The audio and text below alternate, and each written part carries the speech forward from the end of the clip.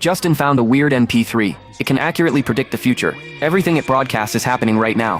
What's even more frightening is that it predicts that the plane will crash soon. But by finding the cause of the malfunction in advance, the tragedy can be prevented. As the only one who knows what's going on, Justin immediately began to investigate. Following the radio cues, he found two passengers who were watching a TikTok video. He ordered them to turn off their cell phones, because it would interfere with the plane's communications. But they've already turned on the flight mode. It won't affect the plane at all. It's on Wi-Fi. Justin continued to insist, until the stewardess came to stop him. He reluctantly returned to his seat and continued to listen to the broadcast.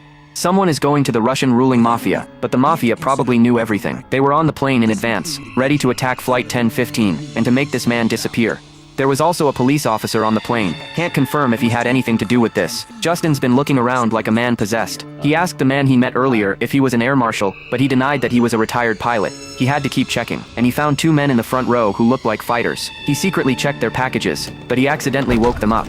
I apologize, Mr. Orlov. Your name is not Orlov. Okay, of course not. Of course not. Get the fuck out of here! Okay, listen, I know you have many enemies who will go to great lengths. Justin didn't realize they were just players. They went to Russia just to play a game. Seeing them arguing, passengers took out their cell phones to film the situation. The captain took it upon himself to warn Justin to return to his seat. He looked around and felt that things were getting serious, so he just went back to his seat. He continued to listen to the radio, not realizing that his own voice was coming through. The chaos that had just happened appeared on the radio. Everything was so weird. The radio told Justin, once the captain said goodnight, New York, the plane would be gone forever. He immediately went to the captain and told him the full extent of the danger, but the captain thinks he's being alarmist. Suddenly his hands were tied.